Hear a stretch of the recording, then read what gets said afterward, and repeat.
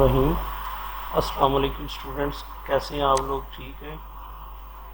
उम्मीद है कि हम जो फ़िज़िक्स की एक सीरीज़ जो है चैप्टर वाइज क्लास 9 की शुरू की हुई है, आप उसको डेली बेसिस पे विज़िट करते हैं और आप कोशिश भी करते हैं कि आप लोगों को समझ आ जाए। फिर भी आप लोगों को अगर मसाइल का सामना हो तो आप बिला झिझक हमसे रब्ता कर सकते हैं। हम आपके मसाइल का जो भी हल होगा, जो भी अप्रोप्रिएट हल होगा, हम आपको देंगे। तो शुरू करते हैं। आज हमारा इस सिलसिले का चैप्टर नंबर 3 का लेक्चर नंबर 6 है। तो हमने इसमें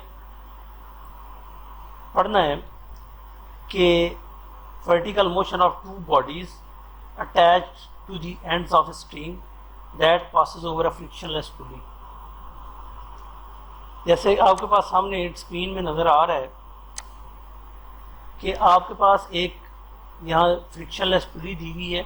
एक ऐसी पुली है जिसके ऊपर, या एक ऐसा अरेंजमेंट है जिसमें एक पुली लगी हुई है और वो पुली फ्रिक्शनलेस है, उसके ऊपर कोई रगड़ वाला अमल जो है नहीं है। हमने उसको ग्लेज किया हुआ है या किसी भी मीन से हमने उसको फ्रिक्शनलेस बनाया हुआ है।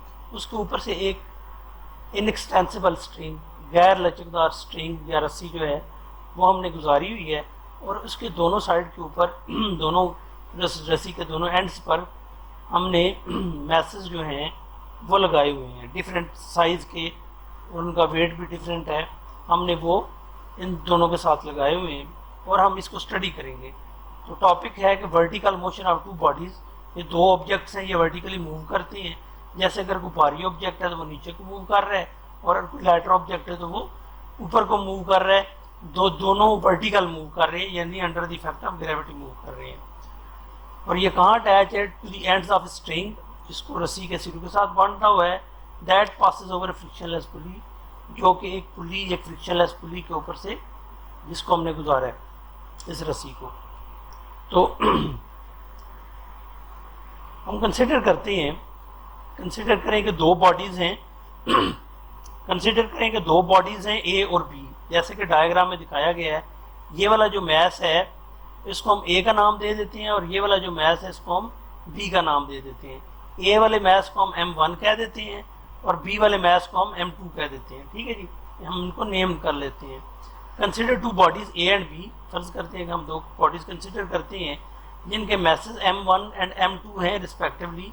बिल तरतीब दोनों का, ए का M1 और बी बॉडी का मैस जो M2 है।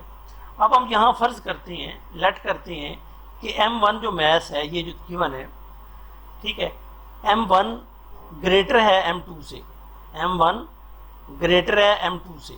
ठीक है, तो जो ग्रेटर होगा मैस, उसका वेट भी यहाँ इस सूरत में, क्योंकि ये सिमिलर टाइप के ऑब्जेक्ट्स हैं, बस उनके साइज़ में डिफरेंस है, तो ये जो ए ऑब्जेक्ट है इसका वेट भी ज़्यादा होगा और इसका वेट जो है वो कम होगा।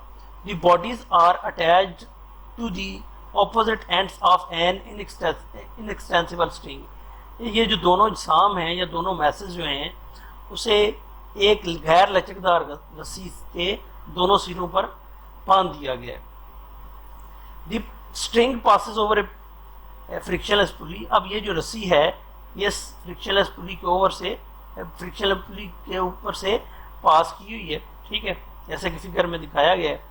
The body a being heavier, क्योंकि बॉडी ए हैवी है, मस्ट बी मूविंग डाउनवर्ड्स, ये नीचे को मूव करेगी विद सम एक्सेलरेशन। जब हम इसे फ्री करेंगे या इसे छोड़ेंगे, जो सहारा दिया हुआ इसे जैसे हम रिलीज करेंगे तो क्या होगा कि ये जो ऑब्जेक्ट है हैवी मैस वाला, ये नीचे को मूव करेगा, और बी मैस वाला जो ऑब्जेक्ट है वो ऊपर को मूव करेगा। ठीक है, और इनकी मूवमेंट की जो एक्सेलरेशन है, इसकी ए है डाउनवर्ड डायरेक्शन में, और इसकी ए है क्योंकि सेम एक्सेलरेशन होगी मगर ये ऊपर वाली डायरेक्शन में होगी। ठीक है, क्योंकि दोनों under the effect of gravity move कर रहे हैं, तो हम इन एक्सेलरेशन को जी का नाम दे देंगे। ठीक है, ग्रेविटेशनल एक्सेलरेशन का।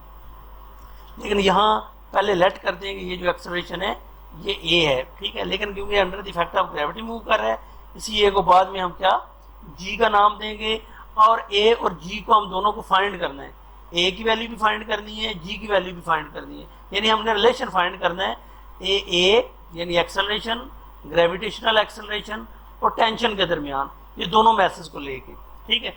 हमने पिछले टॉपिक में पढ़ा था कि अगर हैवियर मैस हो, ठीक है, या एक ऐसा मैस हो जो नीचे को मूव कर रहा है और किसी रस्सी के साथ सहारे से बंधा हुआ है, तो अगर वो नीचे को मूव कर रहा होगा तो वहाँ टेंशन की वैल्यू कम होगी और वेट की वैल्यू ज़्यादा होगी।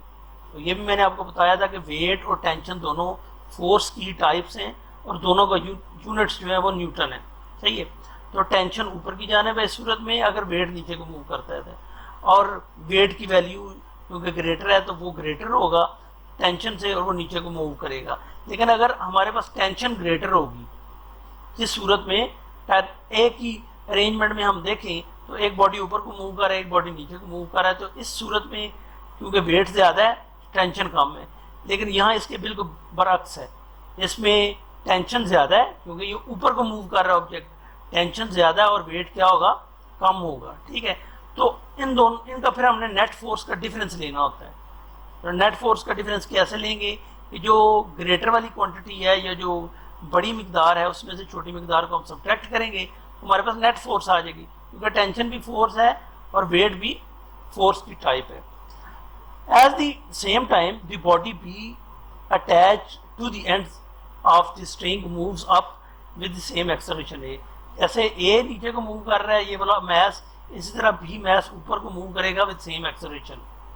As a pulley is frictionless hence tension will be the same throughout the string. तो पूरी रस्सी के अंदर जो तनाव है या जो टेंशन है वो एक जैसा होगा।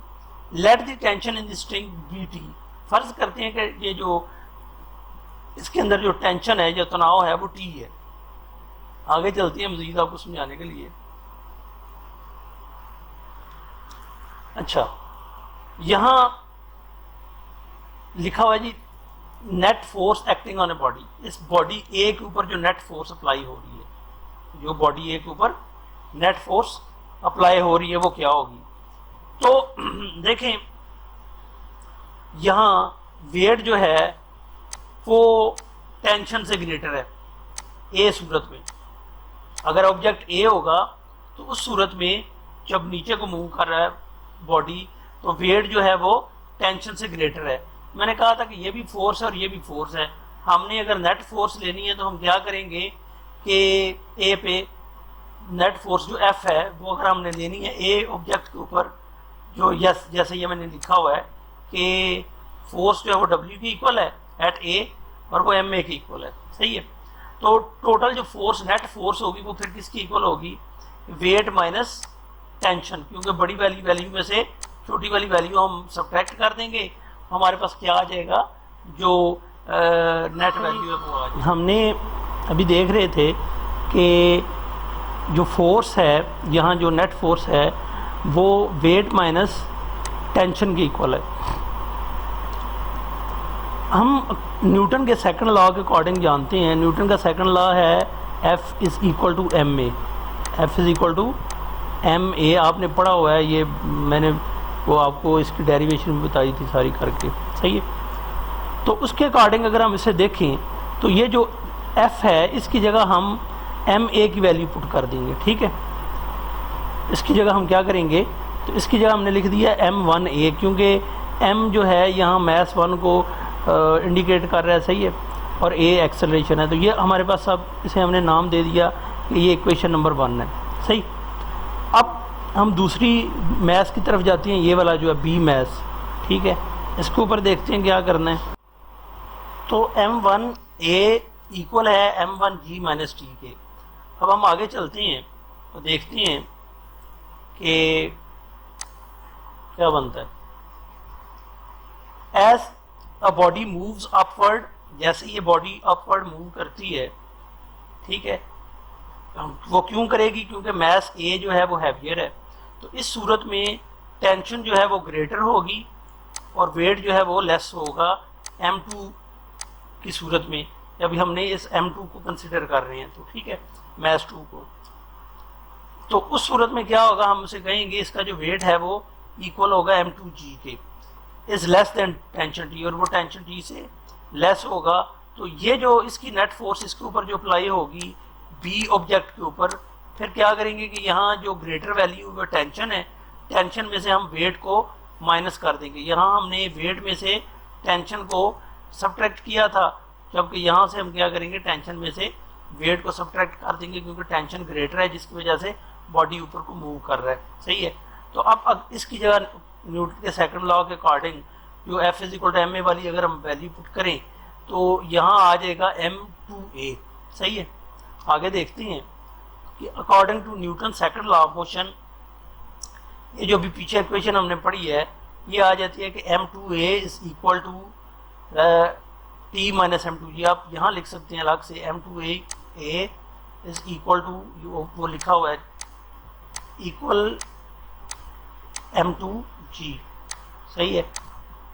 ये आपके पास लेफ्ट साइड आ जाती है और ये आपके पास राइट साइड आ जाती है इक्वेशन 2 की। इसी तरह यहाँ चलें तो ये लेफ्ट साइड आ जाती है और ये इसकी राइट साइड आ जाती है इक्वेशन 1 की। अब इन दो इक्वेशंस की मदद से हमने टेंशन की वैल्यू फाइंड करनी है, ग्रेविटेशनल एक्सेलरेशन की वैल्यू फाइंड करनी है और ए एक्सेलरेशन की वैल्यू फाइंड करनी है। तो उसके लिए सबसे पहले हम क्या करती हैं कि इक्वेशन 1 जो पीछे अभी पढ़ी है पिछली स्लाइड में और ये जो इक्वेशन 2 है, इन दोनों को हम ऐड कर देते हैं। तो लेफ्ट साइड में और राइट साइड में ऐड हो जाएगी। तो क्या होगा, m1g minus T plus T minus m2g, ये हमारे पास आ जाएगा जैसे कि पहली और दूसरी इक्वेशन में है। पहली इक्वेशन में है m1a और इसमें दूसरी में m2a, तो इन दोनों को ऐड कर देंगे। फिर क्या होगा, हम ब्रैकेट को यहाँ से ख़त्म करते हैं और minus T plus T minus m2g, तो ये t और प्लस टी और माइनस टी आपस में कैंसिल हो जाएंगे, बाकी एज इट इज आ जाएगा। तो यहाँ हमारे पास बच जाता है जी m1g माइनस m2g। ऐसे ही है, ये ऊपर जो हम चीज़ें बच गई हैं वो हमने नीचे लिखी हैं, और यहाँ m2a m1a और m2a है वो हमने इधर लिख दिया। सही है। तो फिर क्या होगा, हम जब नीचे लेके आएंगे तो यहाँ से हम देखें इधर भी g है और इधर भी g है, हम इसे कॉमन ले सकते हैं, तो हम कॉमन लिख कर लेंगे, इसको ले लेंगे। इसी तरह a इनमें से कॉमन आ जाएगा, ये बाहर आ जाएगा। सही है। अब हमारे पास ये जो इक्वेशन बनी है, यहाँ से हम ग्रेविटेशनल एक्सेलरेशन g की वैल्यू भी फाइंड कर सकते हैं और लीनियर एक्सेलरेशन a की वैल्यू भी फाइंड कर सकते हैं। अगर a की वैल्यू फाइंड करनी होगी तो m1 प्लस m2 उस साइड पे ले जाएंगे तो डिवाइड हो जाएगा। ठीक है। तो m1 minus m2 over m1 plus m2 हमारे पास आ जाएगा। लेकिन अगर हमने ग्रेविटेशनल एक्सेलरेशन g की वैल्यू फाइंड करनी है तो ये m1 माइनस m2 दोनों मैसेज का जो डिफरेंस है इक्वल की साइड पे लाके डिवाइड कर देंगे। तो देखते हैं आगे जी। ठीक है।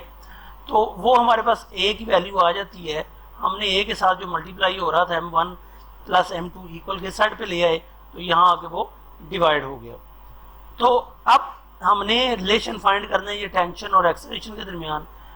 पीछे अभी हमने एक्सेलरेशन a और g के दरमियान रिलेशन फाइंड किया था, अब हमने फाइंड करना है टेंशन t और g के दरमियान। तो उसके लिए वही जो पहले वाली दो इक्वेशन है जिनको हमने ऐड किया था, अब हम इन्हें क्या करेंगे, डिवाइड कर देंगे। ठीक है।